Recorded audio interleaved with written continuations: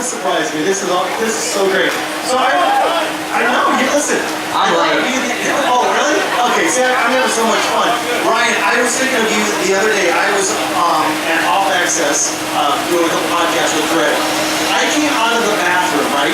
Now the story gets good right here. No. I knew Ryan would say this. Ryan, I gotta show you. I came out of the bathroom. I opened up the door. I went like this. There was a snake in the front office that I want to show you. I thought the guys were playing a joke, and I was like, Newman would love this right now. So, is it on?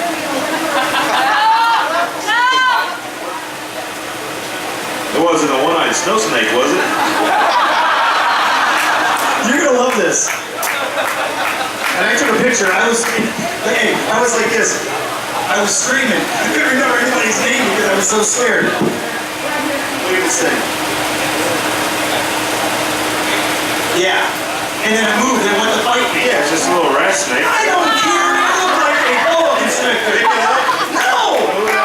That thing was only this long, but the mouth on it was like this. Are you scared at all of snakes? I don't like snakes. Wait a second. I don't like reptiles in general. It's just my first. I just.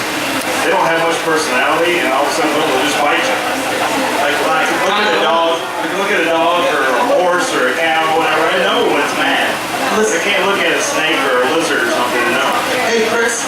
Hey, congratulations on getting married.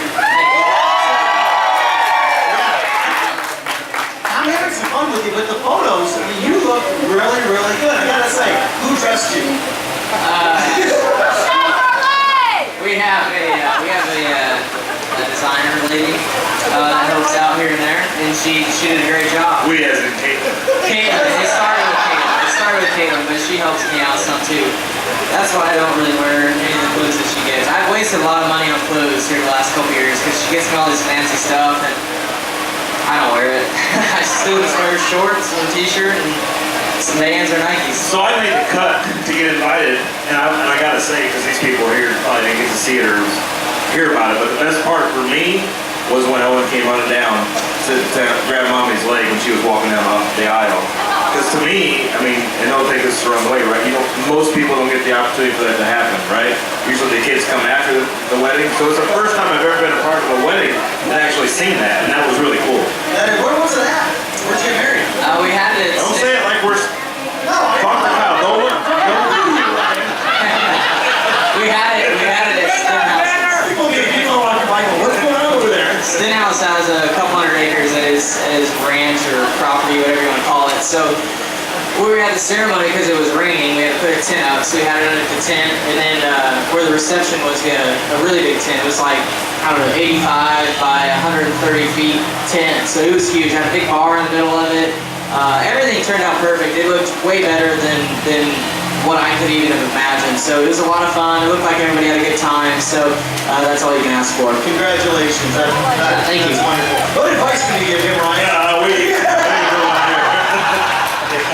Ryan, tell him about all the things that wedding cake changes. Ryan, this is great. I took my phone back because I had Anna reach out to me on social media and said, will you please ask Ryan this question? Okay. And this is great. She says, I just lost it. Okay. If you, this is my question for Ryan Newman. It's a hypothetical question, but will you please ask it anyways? If you could take a 2-week vacation any time of the year, when would it be, where, and why? And that is even if you could tell NASCAR, hey, listen, I'm leaving for 2 weeks and going to nothing else. We get a vacation weekend? Weekend? This is the best part of the question, though. I'd like to hear Ryan Newman's response. Oh, you can ask anybody. I admire Ryan Newman.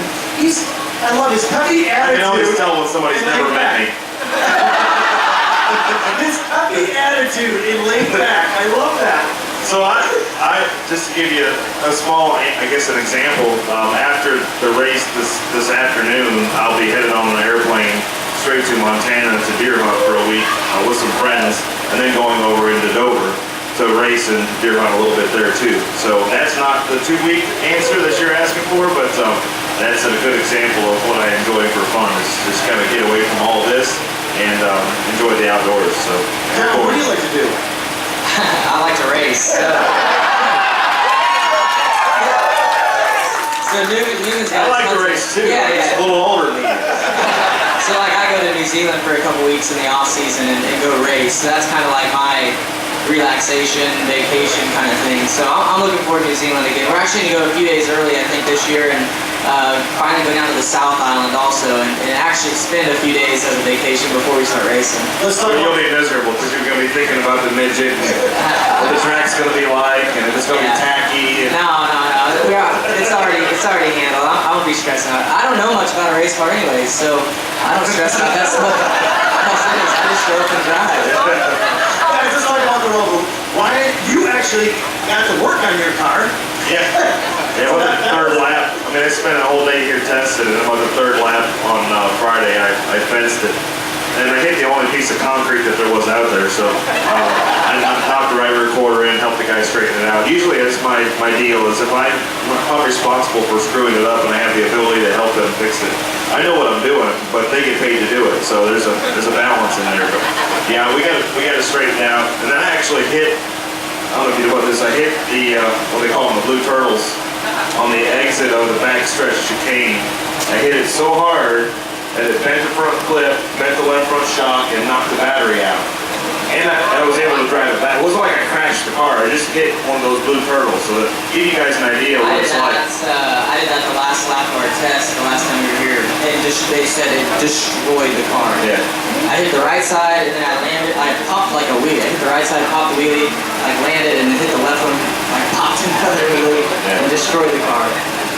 They didn't hit a wall, just No, the turtles. right. A couple of them blue turtles, that's what we're calling them. They leave bruises. We got a couple questions down here. What's your name, buddy? It's Seth. Seth, and what's your question? Who's it for? It's for either of you, I guess. Have either of you run enough laps to know what it's going to do on a long run, the car? No, because every time I go out to make a long run, somebody's ended up crashed. So I only made like four or five lap runs. But at the test, I made like 20 or 30 lap runs, but it was a totally different tire. So I don't know. It seemed like yesterday a lot of those guys were complaining about losing 4 drives. So I'm sure we'll have to deal with that even more than what they did. I think I did 5 or 6 laps. Same deal. You can't just run out of time. You know, when we started, I forget if it was second or practice or first practice yesterday.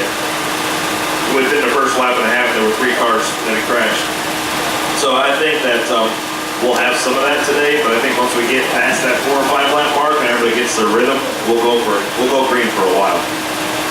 Right down here. What's your name? Donna. Donna, and what's your question? Ryan, I saw the video with Chrissy going to save the animals that are working. How many was she able to rescue? See, I asked her that same question, and it took her a while to answer me because they were part of a couple different groups. And I think all said and done, it was over 130 animals. It's spectacular, and the challenge of it all is I mean, they're going miles in to grab something, and they come miles back out to drop them off, and they're doing it on boats. So, you know, when I was thinking about it, I was thinking, you know, she should save 400 or 500, right? But it's not that simple. So, really proud of her and what she did, the efforts with Code 3 Associates, who does that in particular, and then a group called IFA, which is International Fund for Animal Welfare. They got together and went down there and did a heck of a job. And she's I think she went in thinking it was going to be this big, you know, push your chest out, be proud moment. And I think in the end, she had that, but she also was disappointed because of the situation.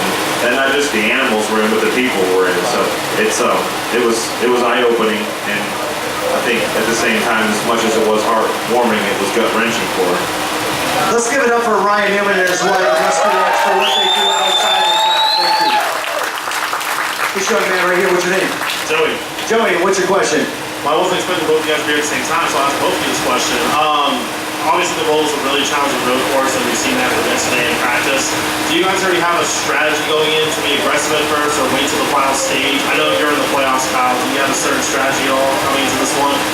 Well, I'm only 17 points above the cutoff, so kind of my goal is just to, obviously you'd like to win, but I just need to not make any mistakes and get some stage points and just try and not run into any issues. Because 17 points is really not a lot at all, so just gotta try and stay out of the turtles and stay out of the wall and just go about our day being really smart. Right down in front here. What's your name? Dane, Janie, what's your question? Charlotte's usually a night race. What would the ROVAL be like at night? You see a lot of sparks flying, I can guarantee you that. There's no doubt. So you think you'd like it? I mean, it's just be cooler. I mean, I'm a corn-fed Indiana guy. Cooler's better. Do you think it would be cool, racing at night? I think a road course at night would be pretty cool. I prefer day racing just because the track's in better shape and has less grip, and the racing seems to be better. But I don't think it really matters day versus night for grip level for a road course. So I think nighttime would be He likes day races so he can go race a sprint car that same night. That's the truth of it all. We get more day races like early on Saturdays. It allow me to go race some sprint cars more often. Cam, this question's for Ryan, right? And what is it? Where did the idea of the restaurant come from? Yeah, good question. Yeah, that's a very long answer, but it's a good question. So we had done a lot of work in the past with animal welfare, so promoting spaying and neutering, reducing the overpopulation, and adopting pets with the Brian Newman Foundation. And my wife went to a conference out in San Diego, California, at the Helen Woodward Animal Center. She was inspired by a man named Mike Arms, and long story short, he gave her a big old book, a big old binder, and sent her home and said, "Here, this is a good guideline if you want to do something back in the East." And obviously he wanted it. They have a great example of all the different things that they could do for animals. And as humans, it's our responsibility to help those animals. They don't have a voice. So he inspired her to start with the education center at Rescue Ranch, which is where we're at now. We've obviously added the playground, which is the Earnhardt Family Playground, which is an all-inclusive playground for any kid out there, no matter if you have, there's no disability out there, so to speak.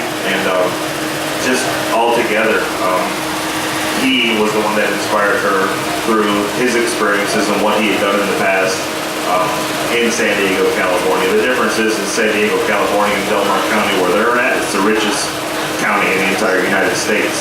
Jenny Craig's house is up on the hill.